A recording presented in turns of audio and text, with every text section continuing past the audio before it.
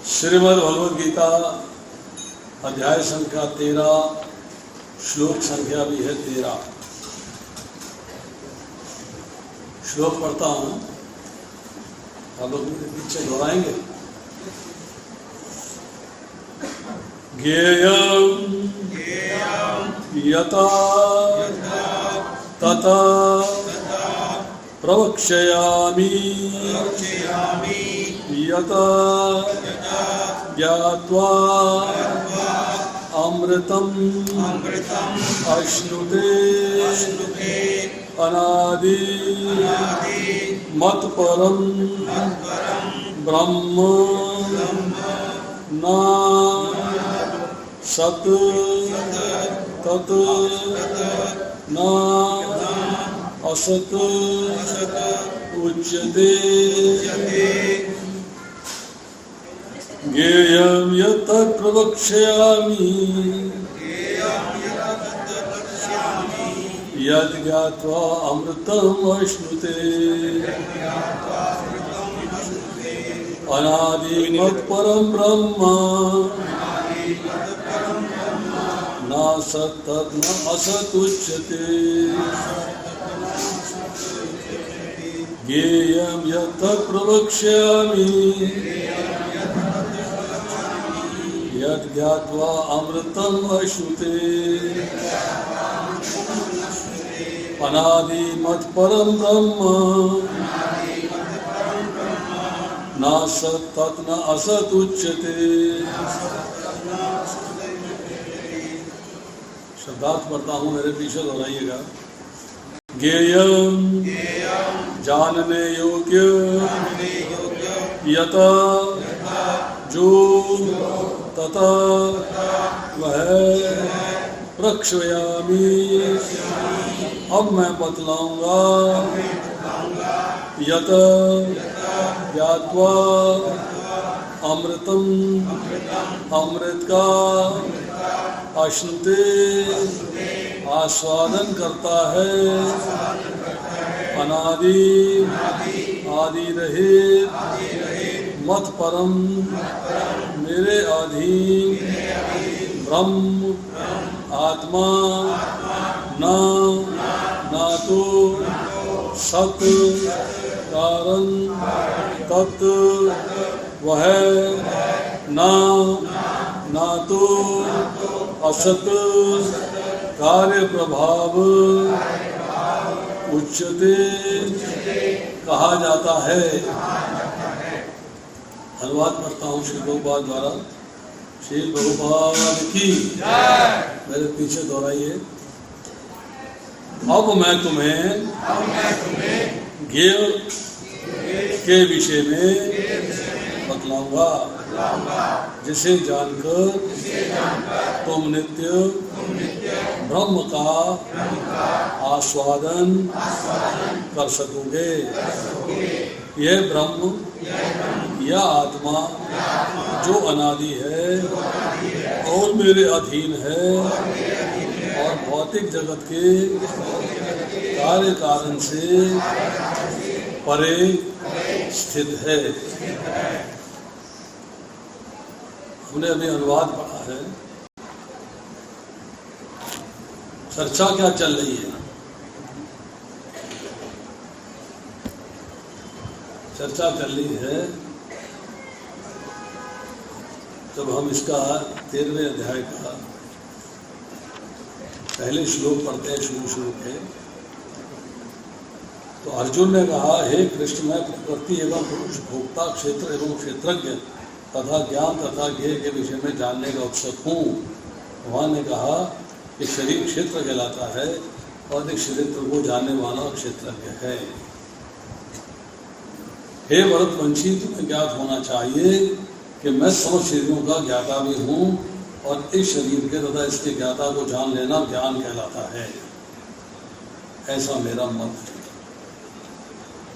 इसके बाद जो है 8वें से 12वां श्लोक आता है। बहुत इम्पोर्टेंट श्लोक है, इनको पढ़ना चाहिए, समझना चाहिए। और आज हम जो है 13वें श्लोक में चर्चा करेंगे ज्ञेय के बारे में। सबसे पहली बात यह है कि किस चीज को जानना चाहिए, क्यों जानना चाहिए।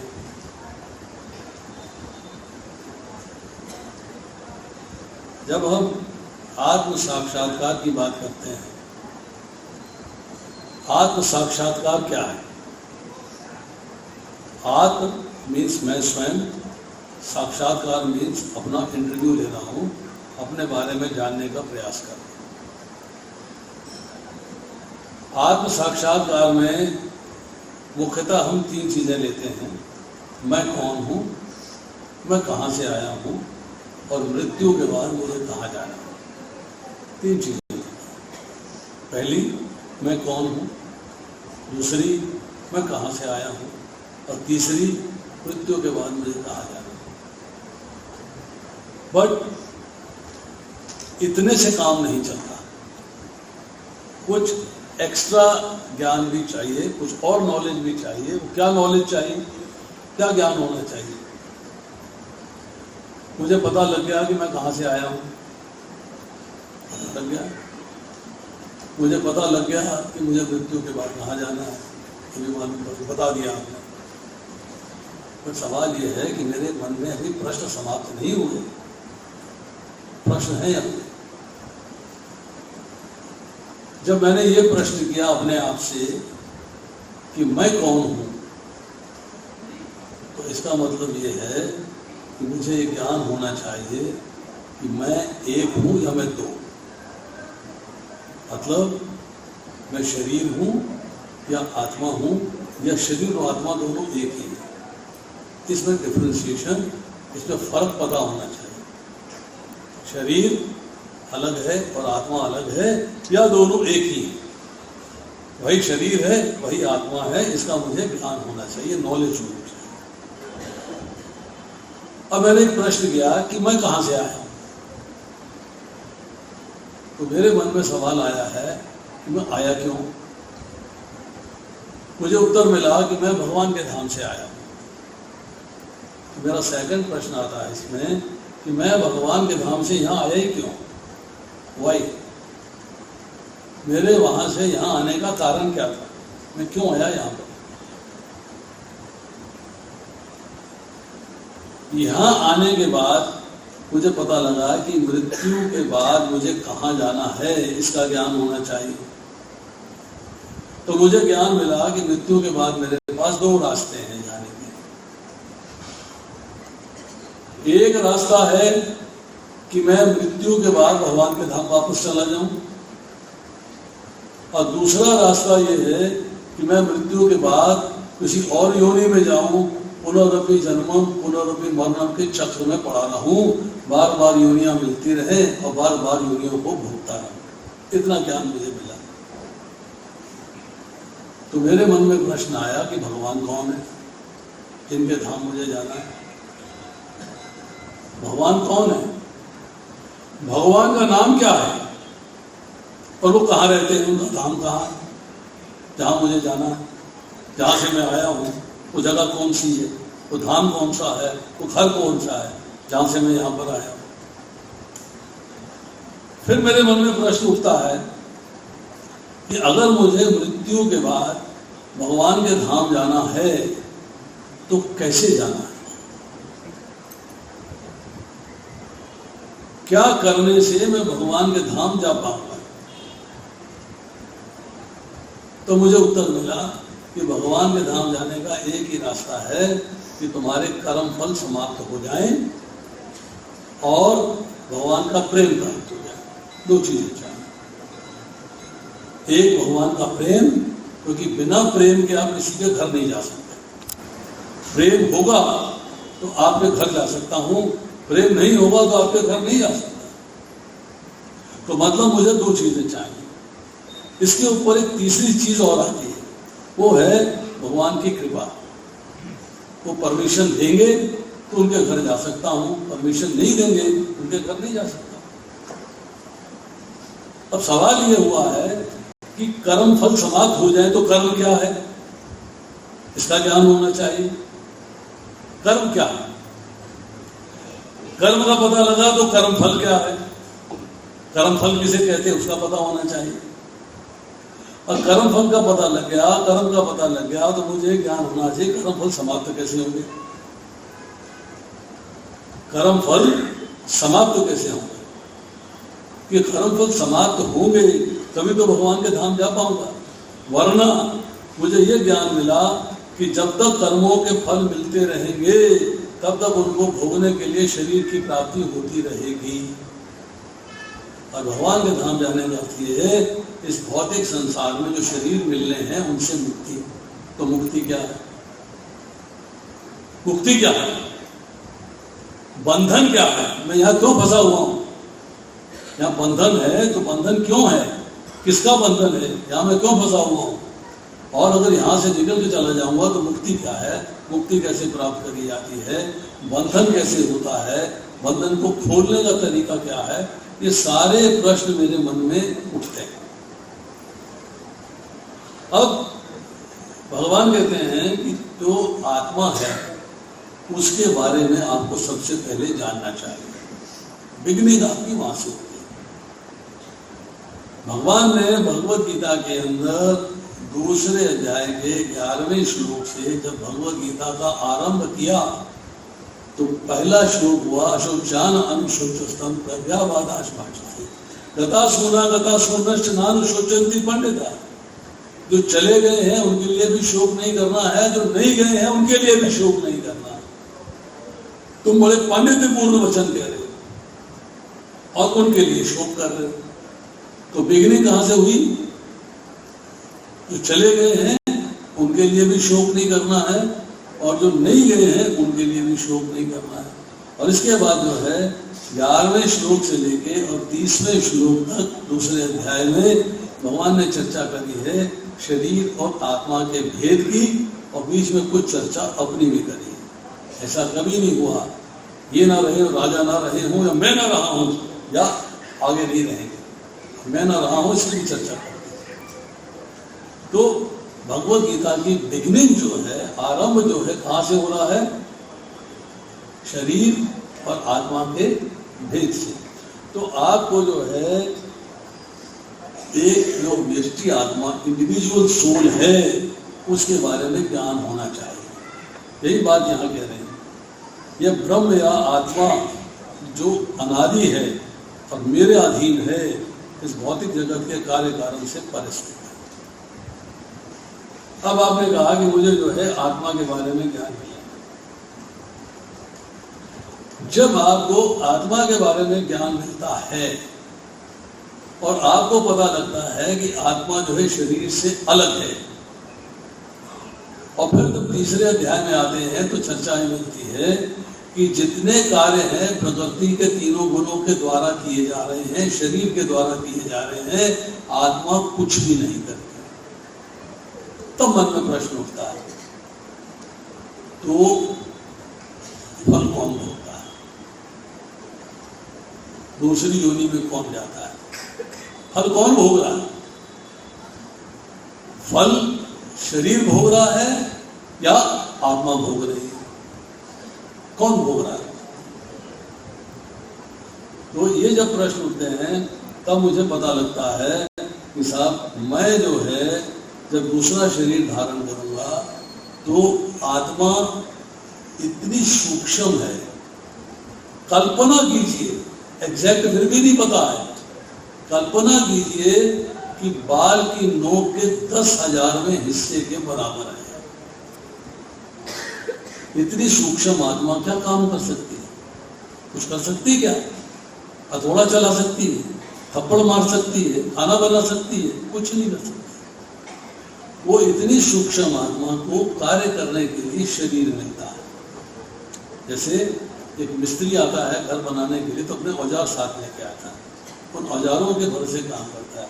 उसके पास घुमाला होगा, कंडी होगी, फावड़ा होगा, तसला होगा, मतलब अलग अलग सामान, कटर होगा, सब चीजें होगी, उसी के माध्यम से कार्य करेगा। इसीलिए जब आत्मा आती है तो उसको जो है किसके माध्यम से कार्य करना है, उसको कार्य करना है, औजार है उसका शरीर, शरीर के माध्यम से कार्य करना। तो कार्य करता है शरीर, बट किसके लिए करता है?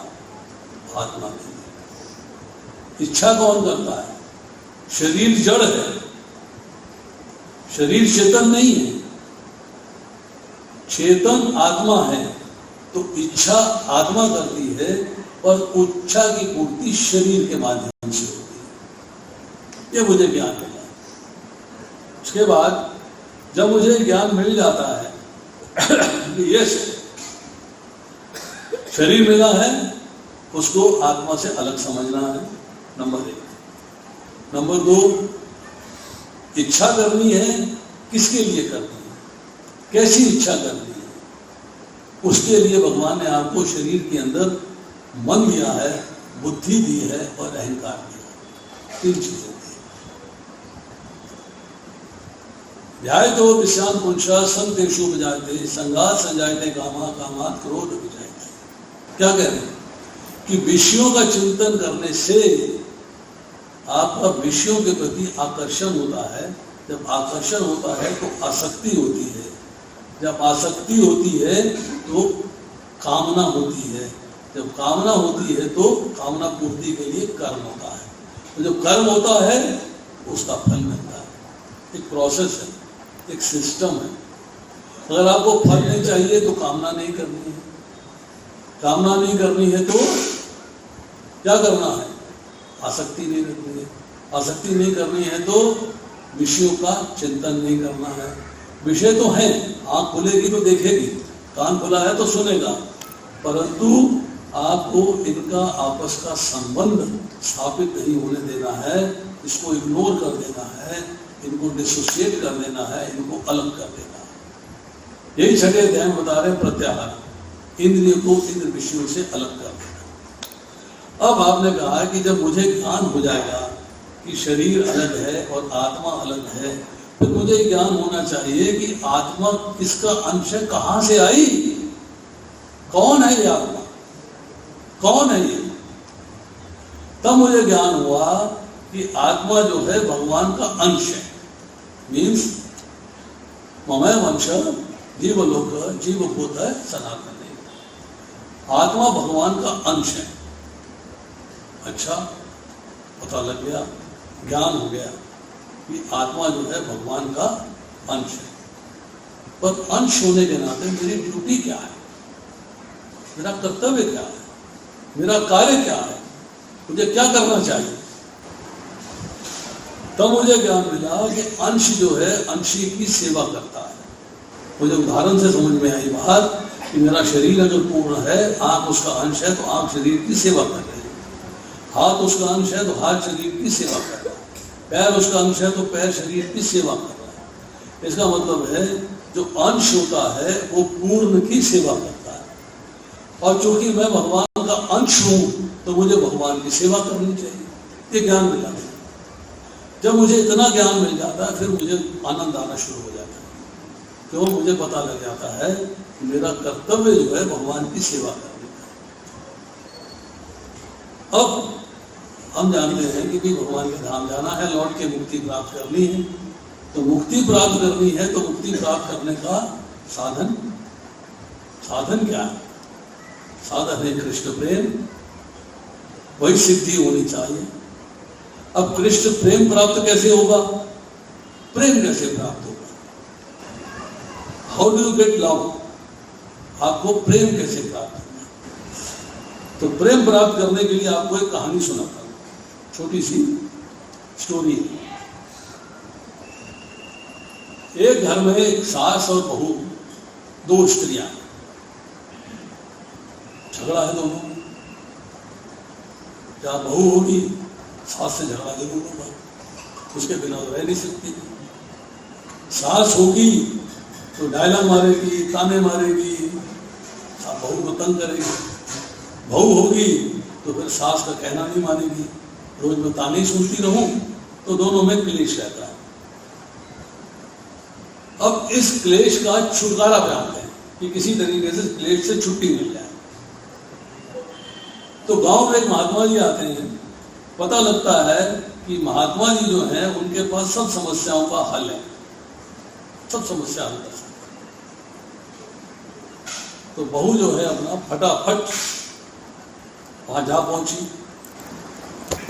वहां पहुंच के जो है महात्मा जी से मिली, प्रणाम किया, कहने लगे हाँ बोलो बेटा क्या चाहती हो।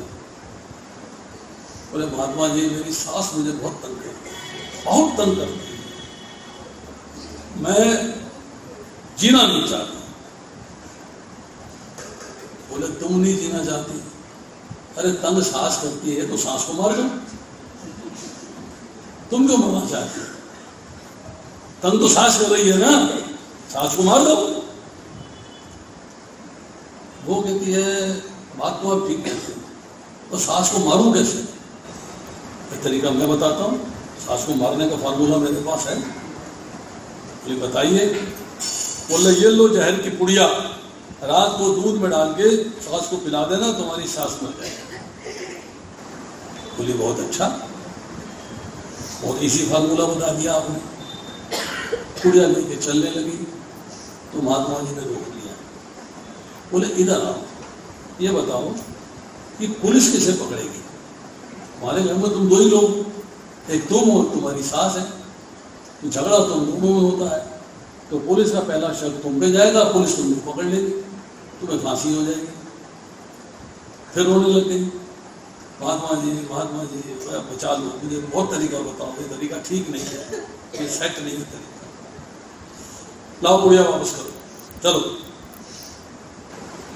बहू ने सोचा महात्मा है, कभी पुड़िया देता है कभी पुड़िया लेता है, कहता तो है कि मुझे सारी समस्याओं का हल करना आता है, ऐसे कुछ नहीं आता। ये बेवकूफ बना रहा पब्लिक को, ये जनता को बेवकूफ बना रहा है, ऐसे कुछ नहीं आता। तो अपनी पुड़िया जो है महात्मा जी को दे देती। महात्मा जी कहते ये लो दूसरी पुड़िया, तो पुड़िया दे दो, अरे पुड़िया दे दो। बोली अच्छा, इस पुड़िया में क्या खासियत है? बोले इस पुड़िया में खासियत यह है कि धीमा जाएगा, हौले हौले काम करता है। बोली अच्छा, तो क्या करना पड़ेगा? बोली एक चुटकी रोज रात मसाज के दूध में पिला देना, एक चुटकी, सारी नहीं, एक चुटकी। 1 साल में तुम्हारी सास मरेगी। मैं उसे 2 मिनट नहीं झेल पाती, अब साल भर झेलने की बात करते हो, आपका फार्मूला गलत है। बोले देखो पुलिस से बचना है तो तरीका यही है, एक इसमें काम तुम्हें और करना पड़ेगा। बोले क्या करना पड़ेगा?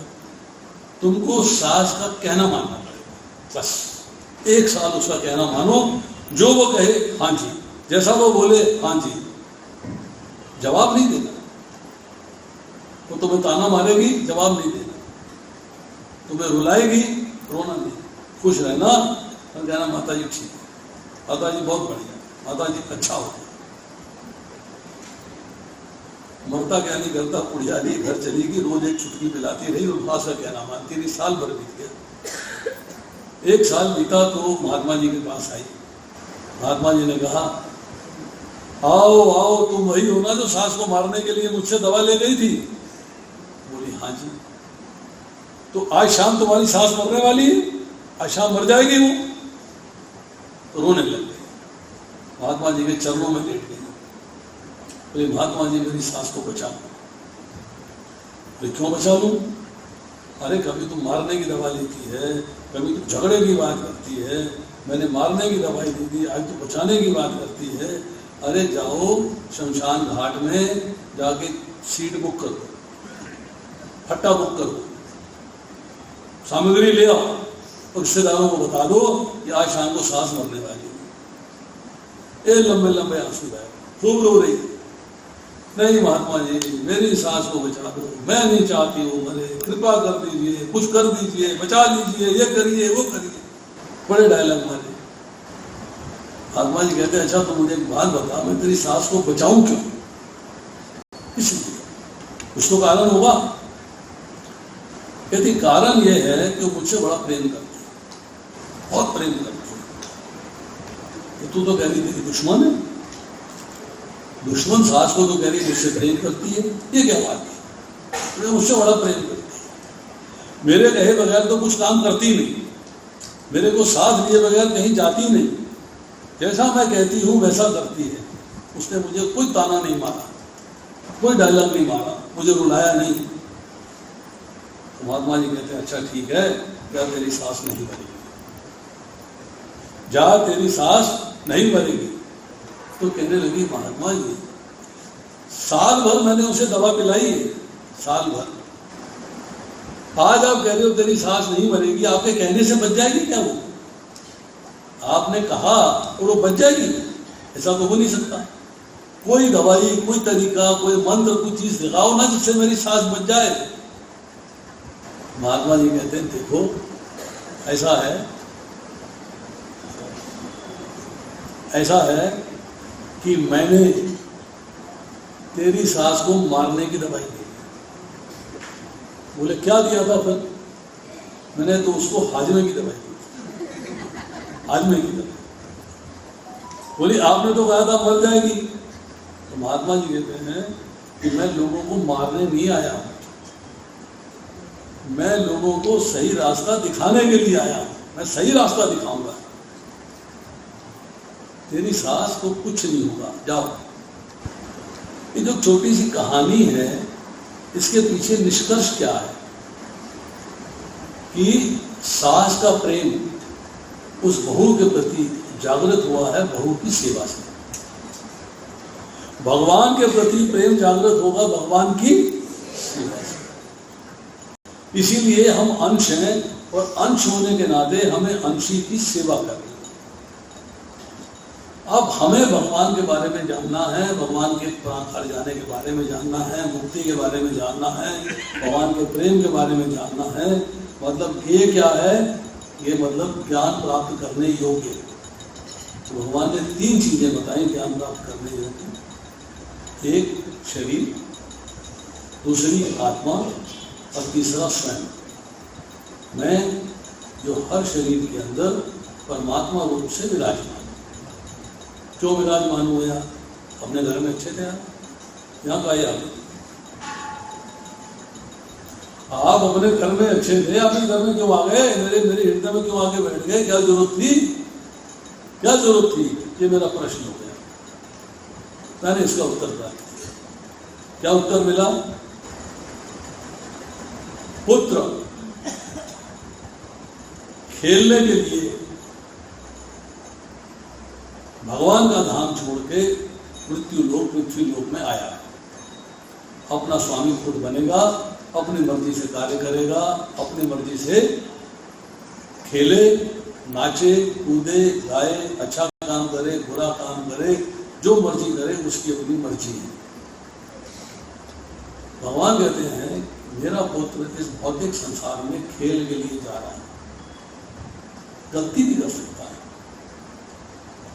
हो सकता है उसके मन में ठीक विचार ना आए, उसको प्रेरणा देने के लिए, उसका संग निभाने के लिए मैं उसके साथ जाऊंगा, उसका साथ नहीं छोड़ सकता। तो भगवान अपने विस्तार करके प्रत्येक प्राणी के शरीर में, हृदय में विराजमान हो गए, भगवान उपस्थित है। अब हमें ज्ञान करना है कि ज्ञान का विषय क्या हो गया? शरीर, आत्मा और भगवान, 3 चीजें हमारे ज्ञान का विषय है। अब हमें 13वें अध्याय में चर्चा मिलती है, 18वें अध्याय में भी चर्चा मिलेगी। शरीर के बारे में चर्चा मिलती है, आत्मा के बारे में चर्चा मिलती है और भगवान की चर्चा।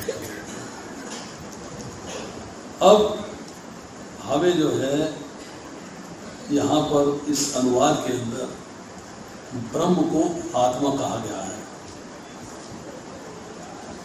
साधारणतया हम पढ़ते हैं ब्रह्म क्या है, ब्रह्म क्या है, ब्रह्म का अर्थ क्या है।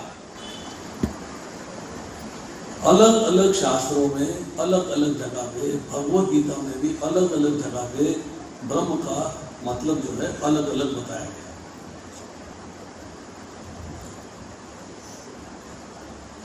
एक ग्रंथ है आत्म प्रमुखिनी,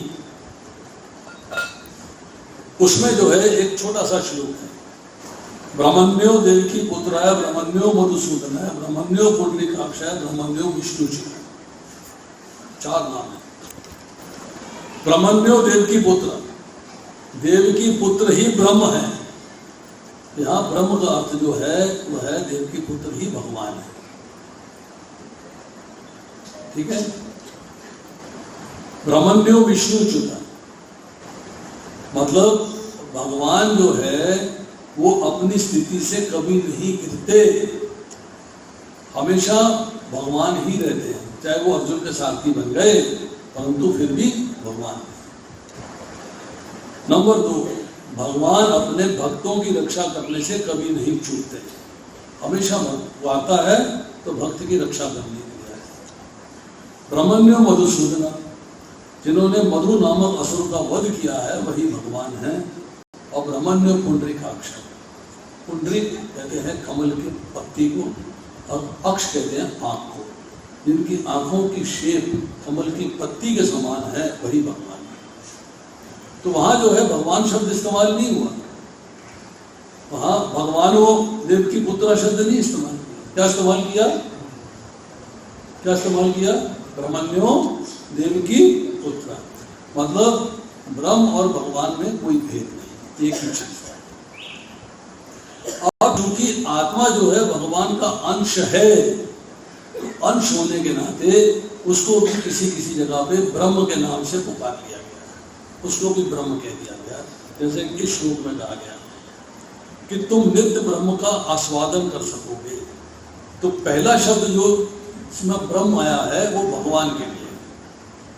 तुम नित्य भगवान के साथ अपना संबंध जब स्थापित हो जाएगा, उस आनंद का आस्वादन कर सकोगे, मजा ले सकोगे, आनंद ले सकोगे। और जो दूसरा शब्द इस्तेमाल हुआ है ब्रह्म, वो आत्मा के लिए हुआ है कि आत्मा जो है अनादि है। अनादि मीन्स पता नहीं कब इस भौतिक संसार में आई, पता नहीं कब भगवान से विलग हुई, और पता नहीं उसने कब कर्म करने शुरू किए शरीर के माध्यम से। इसको खूबाल लिखते हैं इंग्लिश में, टाइम इमेमोरियल। अनादि, अनादि मीन्स जिसका बिगिनिंग नहीं है, जिसका आरंभ नहीं है, हमें आरंभ का पता नहीं, हमें डेट नहीं मालूम, हमें तारीख नहीं मालूम, हमें वर्ष नहीं मालूम, हमें कल्प नहीं मालूम, हमें मंत्र नहीं मालूम, हमें कुछ नहीं मालूम।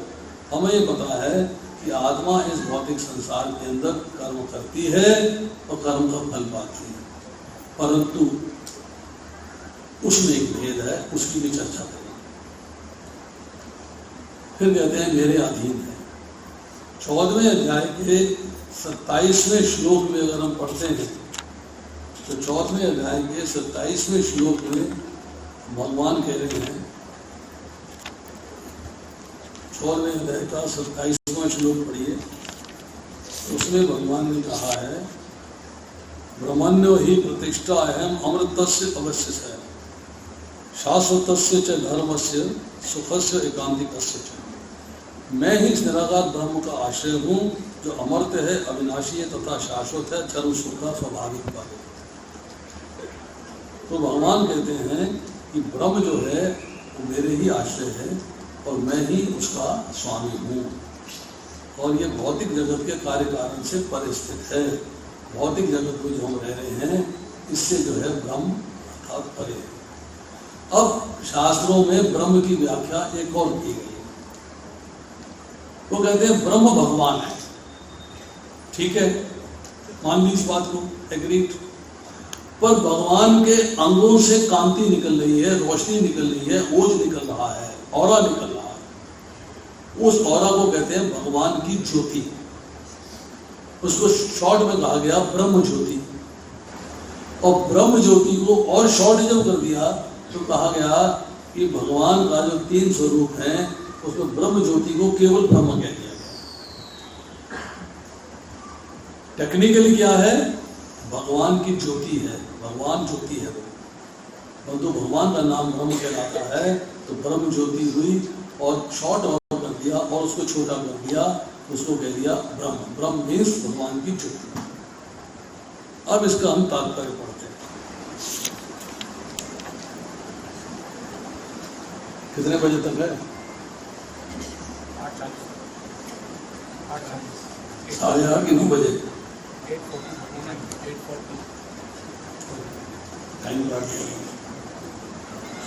भगवान ने क्षेत्र तथा क्षेत्रज्ञ की व्याख्या की। उन्होंने क्षेत्रज्ञ को जानने की विधि की भी व्याख्या की। क्षेत्रज्ञ मीन्स क्षेत्र का स्वामी, आत्मा और परमात्मा। और वे ज्ञेय के विषय में बता रहे हैं कि आपको क्या जानना चाहिए। ये ज्ञान से क्या ज्ञात करना है, मैंने आपको सारी बातें बताई कि आपको क्या ज्ञात करना है। और प्रवक्ष्यामि शब्द जो इस्तेमाल हुआ है उसका मतलब है कि आसानी से जानने योग्य। मैं बताऊंगा ताकि तुम आसानी से जान सको। अमृतम, अमृतम मीन्स जब आप इस सारे ज्ञान की प्राप्ति कर लेते हो और उस ज्ञान को अपने जीवन में लगाते हो कि मुझे कैसे जीना चाहिए। ये चर्चा जो है हमने दूसरे अध्याय में पढ़ी, तीसरे अध्याय में पढ़ी, चौथे अध्याय में पढ़ी। उसकी भी शॉर्ट में 2 मिनट के अंदर चर्चा करेंगे। तो आप जो है उसके बाद मोक्ष की प्राप्ति होती है। भगवान ने कहा दूसरे अध्याय के 39 श्लोक में, अब तुझे निष्काम भाव से कर्म करना बता रहा हूँ। यदि इस भाव से कर्म करोगे तो कर्म के बंधन से मुक्त हो जाओगे, अर्थात मेरे धाम आओगे। तीसरे अध्याय में भगवान कहते हैं जो मेरे आदेश का श्रद्धा पूर्वक ईर्ष्या रहित होकर पालन करता है वो कर्म बंधन से मुक्त होकर मेरे धाम आ जाता है। फिर दूसरे अध्याय में कहा कर्मण्येवाधिकारस्ते, तेरे को कर्म करने का अधिकार है, फल देने का अधिकार मेरा है, परंतु तो कोई ऐसा कार्य ना कर जिसके फल प्राप्त होने में तुझे शरीर करना पड़े। वहां चर्चा आती है कर्म की, विकर्म की, अकर्म की। अकर्म का मतलब है कर्म ना करना, पर अकर्म का एक और भी मतलब है, कर्म करना है पर जिसका भौतिक फल न प्राप्त हो वो कर्म कहलाता है। अब आपने एक सवाल किया, एक ऐसी चीज आपको बताने जा रहा हूँ तो आपने न पहले सुनी होगी ना ही कभी सुनोगे। हम लोग कहते हैं कि कर्म के फलों का परित्याग करना चाहिए। शशि बलि प्रभु ठीक कह रहे हैं, कर्म के फल का परित्याग करना चाहिए। कौन कौन मेरी बात से एग्रीड नहीं है, कौन कौन मेरी बात को निकाला है? कर्मों के फल का परित्याग करना चाहिए कि नहीं करना चाहिए मोक्ष की प्राप्ति के लिए? करना चाहिए। कर्म का मतलब है सकाम कर्म, गुंडई, बदमाशी, लभंटी, चोरी, चपारी, डकैती, लूट, वो कर्म, उसका परित्याग नहीं करना, भगवान को अर्पित नहीं कर सकते। आपने कहा मैं कर्म के फल के परित्याग का अर्थ है कर्म करूंगा, फल को भगवान को अर्पित कर दूंगा। मतलब आप त्याग करना चाहते हैं, शुरू से चलते हैं। त्याग का मतलब है कि जो चीज आपके पास थी आपने दूसरे को दे दी। क्या मतलब होता है त्याग? एक घड़ी का मैंने त्याग कर दिया, ले लिया घड़ी। मोबाइल का त्याग कर दिया, मोबाइल ले लिया किसी ने। किताब का त्याग कर दिया, किताब ले ली किसी ने। मतलब मेरे पास वो थी और मैंने वो दे दी। एम आई राइट? ठीक कह रहा हूं मैं? चीज मेरे पास थी, मैंने उसको त्याग दिया। मैंने कर्म किए, उनके फल को पैदा किया, कर्म करने के बाद जनरेट हुए मेरे फल। क्योंकि कर्म मैंने किए अपने आनंद के लिए, अपनी तुष्टि के लिए, अपने खुशी के लिए, उसका फल मिला। मतलब फल मेरे पास था जिसको मैंने त्यागना है। भगवान 14वें अध्याय के 4थे अध्याय के 18वें श्लोक में कहते हैं जो कर्म में अकर्म को देखता है, अकर्म में कर्म को देखता है। इसका अर्थ क्या है? कि मैं करता ही कार्य केवल भगवान के लिए हूं, अपने लिए कुछ करता ही नहीं। दूसरे अध्याय के 70वें श्लोक में चर्चा आती है साधक के विषय में, और 71वें श्लोक में चर्चा आती है सिद्ध के विषय में। कि एक व्यक्ति है जिसके अंदर इच्छाओं का प्रवाह निरंतर आता रहता है, परंतु उन्हें तुष्ट करने का प्रयास नहीं करता। और दूसरा व्यक्ति है जिसके अंदर इच्छाएं आती ही नहीं, भौतिक संसार को भोगने की इच्छा आती ही नहीं। जिसमें इच्छाएं आती हैं वो साधक है, प्रैक्टिस कर रहा है कृष्ण भावनामृत की, और फिर भी इच्छाएं हैं। दूसरा व्यक्ति है वो सिद्ध हो गया है, मतलब उसके अंदर इच्छाएं है ही नहीं। अगर आपके अंदर इच्छाएं नहीं तो आप इच्छाओं की पूर्ति के लिए कर्म कितने करोगे? 0। इच्छा ही नहीं है, भौतिक संसार की मेरे पास इच्छा ही नहीं है, तो भौतिक संसार में आनंद लेने के लिए कितने कर्म करूंगा? 0। जब 0 कर्म करूंगा तो फल कितने प्राप्त होंगे? 0। जब मेरे पास फल ही नहीं है तो परित्याग किसका करूंगा? बताइए आप। जब मेरे पास फल ही नहीं होंगे, भोगने को तो शरीर तभी चाहिए ना जब फल होंगे, पर मैं उनका परित्याग करना चाहता हूँ, त्याग करना चाहता हूँ। मैं त्याग कब करूँ? जब मेरे पास फल हो तो कर्म में अकर्म को देखना, अकर्म में कर्म को देखना। मैंने माता जी से पूछा, माता जी क्या काम करते हो भगवान की सेवा? अपने लिए कुछ नहीं, मतलब अकर्म करते हैं। इनके अकर्म क्या है? यही इनके कर्म है। कर्म क्या है? यही इनके अकर्म। तो आपको सन्यास की परिभाषा आती है कर्म के फलों का परित्याग। अरे मैंने कर्म फल तो जनरेट ही नहीं किए, मैंने कर्म फल तो पैदा ही नहीं किए, मैंने कर्म फल के लायक तो कोई कार्य ही नहीं किया, तो क्या होगा? कर्म फल 0 सिद्ध हो जाऊंगा, सीधा भगवान के धाम। Easy process. तो यहां कह रहे हैं शिवात्मा के बारे में ज्ञान दे रहे हैं। ज्ञाता एवं आत्मा तथा परमात्मा दोनों ही ज्ञान के मनुष्य जीवन अमृत का आस्वादन कर सकता है। जैसा कि नित्य अध्याय में कहा गया है कि जीव नित्य है और इसकी भी यहाँ पुष्टि हुई है। जीव के उत्पन्न होने की कोई तिथि निश्चित नहीं, मैं आपको बता चुका हूँ। ना ही कोई परमेश्वर या जीवात्मा प्राकट्य का इतिहास बता सकता है, कब आया, कैसे आया, कोई नहीं जानता। अतएव अनादि है, जिसकी पुष्टि वैदिक साहित्य से होती है। ना जायते मृते व पश्चिता, कठोपनिषद 1.2.18। शरीर का ज्ञाता ना तो कभी उत्पन्न होता है, न मरता है, वह ज्ञान से पूर्ण होता है, न कभी उत्पन्न होता है। उत्पन्न होने का मतलब है जन्म लेना, जन्म लेना। यहाँ पर जो है एक श्लोक के परपट में प्रभुपाद लिखते हैं, दूसरे अध्याय का श्लोक है, पढ़िएगा। मैं उसका जो है एग्जैक्ट श्लोक मुझे 1-2 मिनट लगेंगे निकालने के अंदर। उसमें लिखा हुआ है कि जीव भगवान से कब विलुप्त हुआ, इसका कुछ ज्ञान नहीं। दूसरे अध्याय का 23वां श्लोक है। 2 लाइनें पढ़ के बताता हूँ। मायावादी इसकी व्याख्या नहीं कर सकते कि जीव इस प्रकार अपने अज्ञान के कारण उत्पन्न हुआ और तत्पश्चात माया की शक्ति से आवृत हो गया। ना ही आदि परमात्मा जीवों से विलुप्त कर पाना संभव है। मतलब जीव जो है, लिखते हैं, सारे जीव परमात्मा से विलुप्त हुए अंश हैं। अलग होना और उत्पन्न होना दोनों में फर्क है।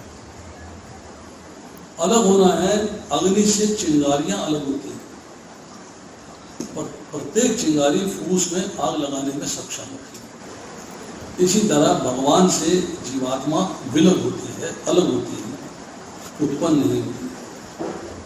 और चूंकि भगवान ज्ञान से पूर्ण है तो जीव भी ज्ञान से पूर्ण है, बट कंडीशन अप्लाई कि भगवान विभु है तो उनमें ज्ञान अनंत है, जीव अणु है तो उसमें ज्ञान लिमिटेड है, छोड़ा है।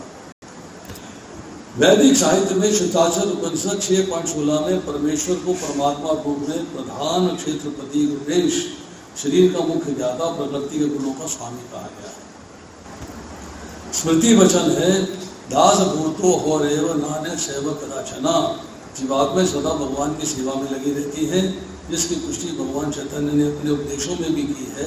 अतः इस श्लोक में ब्रह्म का जो वर्णन है वह आत्मा का है।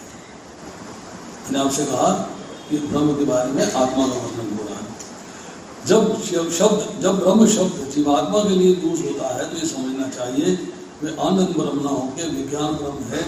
आनंद ब्रह्म तो केवल परम ब्रह्म भगवान है।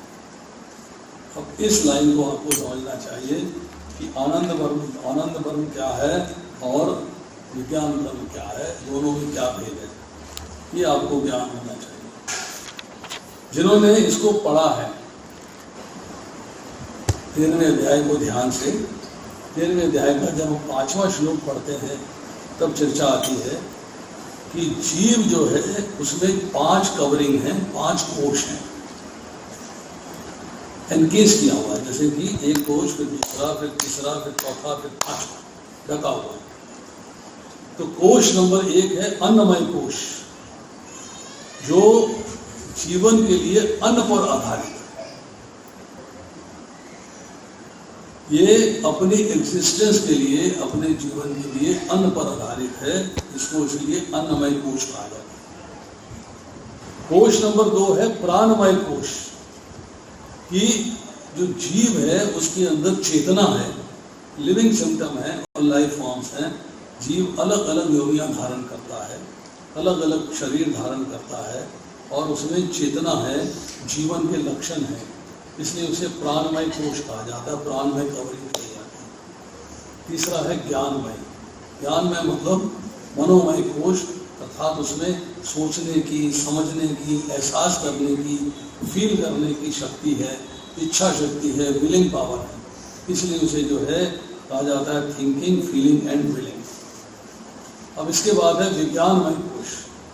विज्ञानमय कोश का मतलब है कि वो फर्क कर पाता है मन में और जीवन के लक्षणों में, मन को यूज कर पाता है। विज्ञान मीन्स प्रैक्टिकल होना, मन को यूज कर पाता है, अर्थात जीवन के लक्षण, अपने बारे में सारा कुछ जानता है, मन से डिफरेंशिएट करता है कि मैं कौन हूँ और मेरे जीवन के लक्षण क्या हैं। और उसके बाद है आनंदमय कोश, कि वो भगवान की उपस्थिति को महसूस करता है और उस उपस्थिति का आनंद लेता है।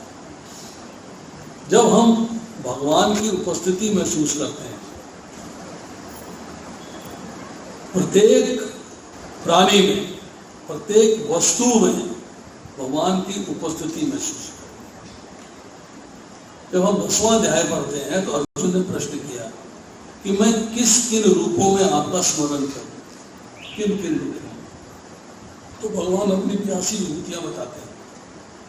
हिमालय भी बता रहे हैं, देवियां भी बता रहे हैं, समुद्र भी बता रहे हैं, गंगा जी भी बता रहे हैं, शंकर जी को भी बता रहे हैं। मतलब 82 विभूतियां बताई कि जिसको भी देखो उसको देख के समझो कि उसमें जो शक्ति है, जो पावर है, उसमें जो ओज है, उसमें सौंदर्य है, जो भी है वो मेरा है, तो मेरा स्मरण करिए। अब 5 मिनट है आपके हिसाब से, आपके हिसाब से। और मेरा आखिरी प्रश्न आप सबसे एक ही है, जाने से पहले हम भगवान का स्मरण करते हैं।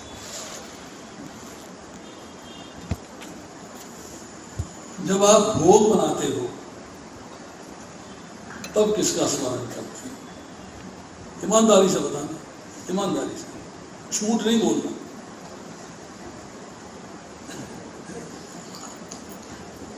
कितने लोग भगवान को भोग लगाते हैं? बहुत कम लोग। जब भोग लगाते हो, भोग बनाते हो, लगाने की बात नहीं कर रहा मैं, बनाने की बात कर रहा हूं, तब स्मरण किसका होगा? ईमानदारी से बताना। मैं उदाहरण देता हूं, मैं उदाहरण देता हूं। पत्नी ने पति से कहा आज शाम को आप आओगे तो क्या खाओगे? पूछती है पत्नी, आज शाम को क्या खाओगे जी? पति कहता है आज क्या खाएंगे? आज चलो आज पूरी चावल बना लो, पूरी आलू बना लो, राजमा चावल बना, कुछ भी अपनी टेस्ट की चीज बता देता। तो पत्नी के माइंड में आ गया कि आज शाम को पति को पसंद करना है तो मुझे ही बनाना है। पति घर से जाने लगता है, कहती देखो शाम को आओगे ना जब वापस तो रास्ते से पनीर लेते आना। बोले क्यों? पप्पू कह रहा था पनीर खाएगा, तो पप्पू के लिए पनीर आ गया, शाम को आना है।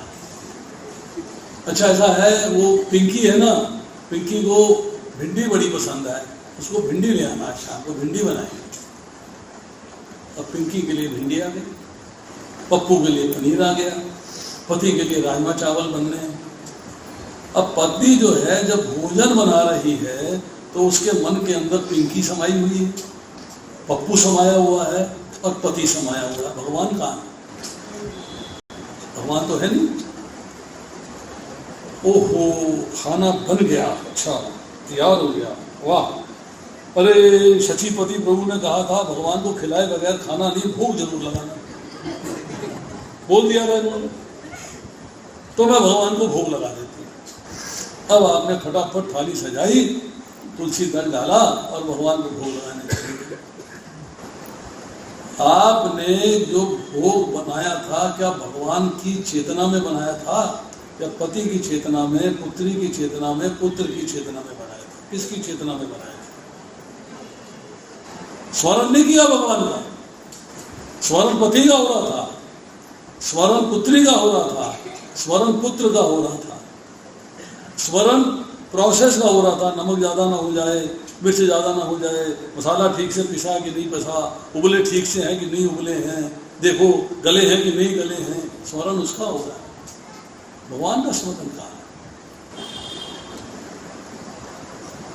दूसरे अध्याय के 47वें श्लोक को जब हम पढ़ते हैं तो वहां पे चर्चा आती है कि जो आपको पुनः योनियां मिलती है या कर्म का फल मिलता है, उसमें प्रॉब्लम कर्म करने की नहीं है, केवल कर्म करने की प्रॉब्लम से नहीं मिल रहा फल। फल मिल रहा है कर्म करने के साथ साथ कर्म में चेतना क्या थी उससे फल मिलता है। कि आपकी चेतना क्या थी, आपकी कॉन्शियसनेस क्या थी कर्म करते हुए।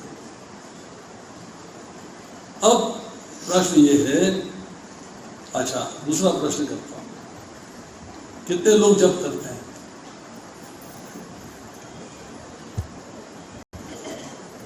कितने लोग जप करते हुए भगवान का स्मरण करते हैं, उनका मन भटकता नहीं है बाएं दाएं संसारिक चीजों में? जप कर रहे हैं भगवान का और मन घूम रहा है संसार में, है कि नहीं? भगवान का स्मरण क्यों नहीं हो पाता, भगवान में मन क्यों नहीं लग पाता? इस प्रश्न का उत्तर ढूंढिएगा, उत्तर ढूंढ रखिएगा, ठीक है? ये प्रश्न का उत्तर मैं नहीं दूंगा अभी, इसका उत्तर आपको ढूंढना है कि खाना बनाते हुए आपका मन भगवान में स्थिर क्यों नहीं होता, जब करते हुए मन भगवान में स्थिर क्यों नहीं होता, भगवान की और कोई सेवा करते हुए मन भगवान में स्थिर क्यों नहीं होता। जब इसका उत्तर मिल जाए तो मुझे बताइएगा।